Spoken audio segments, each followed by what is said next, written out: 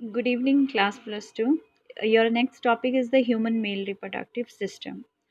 Human male reproductive system जो है ये पेल्विस रीजन जो होता है वहाँ पे लोकेटेड होता है और मेनली ये किस किस चीज़ से कंसिस्ट होता है। एक तो इसमें पेयर ऑफ टेस्टिस होते हैं, पेयर ऑफ टेस्टिस के साथ जो है असेसरी डक्ट्स होती हैं। असेसरी डक्ट्स कौन कौन सी होती हैं, जैसे रेटी टेस्टिस हैं, वासा एफरेंशिया है, एपिडिडिमस है एंड वास डेफरेंस है। ठीक है, देन ग्लैंड्स हैं और एक्सटर्नल जेनिटेलिया हैं। तो इसमें फर्स्ट जो है वो टेस्टिस को डिस्कस करते हैं। टेस्टिस कौन सा स्ट्रक्चर होता है, ये स्ट्रक्चर है टेस्टिस का। ठीक है, तो टेस्टिस में मेनली जो है क्या है कि ये वन पेयर होता है, स्मॉल साइज्ड होती हैं, ओवल शेप की होती हैं, pinkish coloured primary sex organs होते हैं मेल के। ये मेनली प्रेजेंट होते हैं स्किन पाउचेस में। स्किन पाउचेस को क्या कहते हैं, स्क्रोटम कहते हैं। स्किन पाउचेस को स्क्रोटम कहते हैं। Just wait. ठीक है, सो मैं पढ़ाती जाऊंगी आपको, आपने ध्यान से जो है इस स्ट्रक्चर को जो है वो स्टडी करना है। कई बार जो है ये एग्ज़ाम में पूछी जाती है। तो सक्रोटल सैक जो होता है ये लोअर एब्डोमिनल वॉल में होता है बिटवीन द लेग्स, और सक्रोटल सैक जो है इसके अंदर एक टिश्यू होता है, फ्लूइड होता है, जिसको हाइड्रोसील कहते हैं। टेस्टिस जो हैं सक्रोटम की पोजीशन में जो है वो हैंग कर रही होती है बाय द ग्यूबरनाकुलम स्ट्रक्चर और स्पर्मेटिक कॉर्ड की हेल्प से। Then the cavity of scrotal sac is called as vaginal coelom. हर एक टेस्टिस जो है वो एक्सटर्नली कवर्ड होती है वाइट फाइब्रस कैप्सूल से, जिसको ट्यूनिका एल्ब्यूजिनिया कहते हैं। ये वाली लेयर जो है ट्यूनिका एल्ब्यूजिनिया की लेयर है। ये जो है वाइट फाइब्रस कैप्सूल होता है जिसको ट्यूनिका एल्ब्यूजिनिया कहते हैं। ये टेस्टिस के अंदर ही जो है वो प्रोड्यूस होता है और इन्हीं से जो है वो सेप्टा बनते हैं। ये जो इस तरह से सेप्टा का स्ट्रक्चर बना है, ये सेप्टा का स्ट्रक्चर जो है किस लेयर से बना है, ट्यूनिका एल्ब्यूजिनिया लेयर से बना है। तो सेप्टा जो है वो टेस्टिस को डिवाइड करता है किसमें, टेस्टिकुलर लॉब्यूल्स में। किसमें, टेस्टिकुलर लॉब्यूल्स में। तो ये एक एक जो है वो ये टेस्टिकुलर लॉब्यूल्स बने हुए हैं। ठीक है, तो हर एक टेस्टिकुलर लॉब्यूल्स जो हैं वो कितने होते हैं नंबर में, टेस्टिकुलर लॉब्यूल्स 215 नंबर, ये 215 नंबर होते हैं। हर एक लॉब्यूल में 3 to 4 जो है इस तरह से लॉब्यूल होता है बना हुआ। ठीक है, रुकिए, सपोज ये टेस्टिस हैं, ट्यूनिका एल्ब्यूजिनिया है। ठीक है, तो ये जो है वो इसको डिवाइड कर रही होती है इस तरह से। तो हर एक जो ये टेस्टिकुलर लॉब्यूल है इसके अंदर ये जो कन्वोल्यूटेड स्ट्रक्चर बनाए हुए हैं, इस तरह से जिगजैग स्ट्रक्चर बनाए हैं, इनको कहते हैं सेमनिफेरस ट्यूब्यूल्स। इनका नंबर कितना होता है, तो एक जो टेस्टिकुलर लॉब्यूल है ना, इसमें जो है ये कन्वोल्यूटेड स्ट्रक्चर जो है सेमनिफेरस ट्यूब्यूल्स कहते हैं हम इनको, सेमनिफेरस ट्यूब्यूल्स। तो सेमनिफेरस ट्यूब्यूल्स जो हैं वो कितनी होती हैं, 1 to 3 मिनिमम एक होती है और ज़्यादा से ज़्यादा 3 होती हैं। और ये जो कंपार्टमेंट आपको दिखाई दे रहे हैं ना यहाँ पे, सपोज ये ट्यूनिका एल्ब्यूजिनिया है इस तरह से। ठीक है, फिर ट्यूनिका एल्ब्यूजिनिया से पहला टेस्टिकुलर लॉब्यूल बना, फिर उसके बाद सेकंड बना। इस तरह के जो है टेस्टिकुलर लॉब्यूल्स जो हैं वो 250 होते हैं एक टेस्टिस में, 250। और हर एक टेस्टिकुलर लॉब्यूल में जो है वो सेमनिफेरस ट्यूब्यूल्स जो हैं वो 2 to 3 होती हैं इस तरह से, 2 to 3 सेमनिफेरस ट्यूब्यूल्स होती हैं। अब आपको बताऊं कि जो हार्मोन्स बनते हैं, टेस्टोस्टेरोन हार्मोन होता है, मेल सेक्स हार्मोन, वो इन्हीं सेमनिफेरस ट्यूब्यूल्स में बनता है। इन्हीं सेमनिफेरस ट्यूब्यूल्स में फॉर्मेशन होती है उसकी, हार्मोन की। ठीक है, तो उसके बाद जो है ट्यूनिका एल्ब्यूजिनिया लेयर के बाद जो है ट्यूनिका वेजिनेलिस की लेयर होती है। किसकी लेयर होती है, ट्यूनिका वेजिनेलिस के। ये फ्लैट सेल्स होते हैं और इसके इनर जो है एक पेरिटोनियल लेयर होती है जिसका नाम है ट्यूनिका वेस्क्यूलोसा।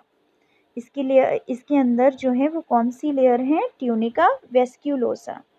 तो 3 लेयर्स बताइए आपको। फर्स्ट नंबर पे ट्यूनिका एल्ब्यूजिनिया बताई, second tunica vaginalis, third tunica vasculosa. तो बताइए मुझे 3 लेयर्स कौन कौन सी हैं। Yes, first tunica vaginalis, first tunica albuginea. आपने याद रखना है कि एल्ब्यूजिनिया की लेयर ही जो है वो इनर साइड को डिवाइड होती है, ठीक है। तो उसी से जो है वो 250 कंपार्टमेंट बनते हैं, जिनको हम टेस्टिकुलर लोब्यूल्स कहते हैं। और फिर इन्हीं टेस्टिकुलर लोब्यूल्स में, हर एक टेस्टिकुलर लोब्यूल्स में 2 to 3 जो हैं वो सेमनीफेरस ट्यूब्यूल्स जो हैं वो प्रेजेंट होती हैं। आप समझ रहे हैं, मैं सेमनीफेरस ट्यूब्यूल्स जो हैं वो इन स्ट्रक्चर्स को बोल रही हूँ, ठीक है। तो इन्हीं सेमनीफेरस ट्यूब्यूल्स को अगर हम इनका ट्रांसवर्स सेक्शन काटते हैं तो सेक्शन कुछ ऐसा दिखाई देता है, ठीक है। इस सेक्शन में जो है वो इस तरह के स्फेरिकल स्ट्रक्चर्स दिखाई देते हैं, फिर इसमें जर्म सेल्स इस तरह से दिखाई देते हैं, ठीक है। तो ये इसमें जो है वो कौन कौन से सेल्स जो हैं वो दिखाई देते हैं, आप देखिए। पहले हम इसको क्लियर अपना कर लेते हैं, इसको ऊपर वाले स्ट्रक्चर को क्लियर कर लेते हैं, फिर नीचे वाले स्ट्रक्चर को स्टडी करेंगे। तो ऊपर वाले स्ट्रक्चर में आपने 3 लेयर्स के बारे में अभी अभी देखा, ठीक है। Tunica vaginalis, albuginea, then septum of testis and seminiferous tubules and then tunica vasculosa. तो कह रहे हैं कि जितने भी सेमनीफेरस ट्यूब्यूल्स हैं वो सारी की सारी जो हैं वो यहाँ नेटवर्क बनाती हैं, ठीक है। ये सारी की सारी जो हैं ये सारी इकट्ठी होके जो हैं वो नेटवर्क बनाती हैं। कौन सा नेटवर्क? यहाँ पे रेटी टेस्टिस का नेटवर्क बनता है, ये स्ट्रक्चर जो है नेटवर्क का है। तो जब यहाँ नेटवर्क बनता है सभी डक्ट्स का, तो यहाँ से जो है वो एक डक्ट निकलती है, उस डक्ट का क्या नाम होता है? वासा एफ्रेंशिया, ठीक है। वा सबसे पहले जो है यहाँ पे जो नेटवर्क बना, इस नेटवर्क को क्या कहते हैं? रेटी टेस्टिस। रेटी टेस्टिस जो है, रेटी टेस्टिस जो है वो सीधा लीड करती है किस डक्ट में? ये जो डक्ट है यहाँ पे ये वासा एफ्रेंशिया की है, ठीक है। यहाँ पे रेटी टेस्टिस है और ये जो है वासा एफ्रेंशिया है। वासा एफ्रेंशिया जो है अब जो एपिडिडमिस में लीड करेगी, ये वासा एफ्रेंशिया, ये इतना सा पार्ट जो है एपिडिडमिस का है। तो एपिडिडमिस जो है वो 3 पार्ट्स में डिवाइडेड है। एपिडिडमिस जो है वो 3 पार्ट्स में डिवाइडेड है। कौन कौन से पार्ट्स हैं वो? सबसे पहला हेड रीजन जो है एपिडिडमिस का वो कैपिट एपिडिडमिस है। देन उसके बाद कॉर्पस, जो मिडिल पोर्शन है, बॉडी है जो एपिडिडमिस की, उसको बोलेंगे कॉर्पस एपिडिडमिस है। और जो टेल रीजन है एपिडिडमिस का उसको बोलेंगे कॉडा एपिडिडमिस। मैंने यहाँ पे ये पूरा स्ट्रक्चर है एपिडिडमिस का, इसका आपको हेड बताया कैपुट एपिडिडमिस, इसकी बॉडी बताई कॉर्पस एपिडिडमिस और इसकी टेल बताई कॉडा एपिडिडमिस, राइट। तो एपिडिडमिस के बारे में पता चला आपको, ठीक है। वासा एफ्रेंशिया के बारे में मैंने आपको पहले ही बता दिया कि ये जो नेटवर्क है ये सीधा लीड करता है वासा एफ्रेंशिया को। जहाँ पे कॉडा एपिडिडमिस का एंड होता है वहाँ से जो है एक नई डक्ट जो है वो यहाँ से बनती है, वो कौन सी है? वासा डेफरेंस। कौन सी? वासा डेफरेंस। तो इस तरह से ये टेस्टिस का स्ट्रक्चर जो है वो कंप्लीट होता है, ठीक है। फिर इन्होंने क्या किया बुक में कि यहाँ पे जो सेमनीफेरस ट्यूब्यूल्स थी ना, इनका जो है वो ट्रांसवर्स सेक्शन लिया सेमनीफेरस ट्यूब्यूल्स ऑफ टेस्टिस का। तो इन्होंने क्या क्या स्ट्रक्चर्स बीच में देखी सेमनीफेरस ट्यूब्यूल्स के बीच में, ठीक है। तो इन्होंने देखा कि इसमें जो है वो मेनली जो ये बहुत इंपॉर्टेंट है, केवल एमसीक्यू में आता है, ठीक है, कि इसमें कौन कौन से स्ट्रक्चर्स होते हैं। पहला प्राइमरी स्पर्मेटोसाइट, ठीक है। इसमें इसकी जो लेयर्स होती हैं यहाँ पे कुछ नर्सिंग सेल्स होते हैं, यानी कि नरिश करने वाले सेल्स होते हैं जो कि स्पर्म्स को नरिश करते हैं। वो कौन से सेल्स होते हैं? Very important, Sertoli cells. कौन से? सर्टोली सेल्स, ठीक है। और फिर यहाँ पे प्राइमरी स्पर्मेटोसाइट्स होते हैं जो कि डिवीज़न करते हैं, ठीक है। तो बहुत सारे स्पर्मेटोजोआ होते हैं। तो ये पूरा का पूरा स्ट्रक्चर जो है वो हेल्प करता है किसमें? स्पर्मेटोजेनेसिस में। यानी कि स्पर्मेटोजेनेसिस कहाँ पे हो रहा है? टेस्टिस के किस पार्ट में हो रहा है? ये पूरा टेस्टिस है, इस टेस्टिस के किस पार्ट में जो है वो स्पर्मेटोजेनेसिस हो रहा है?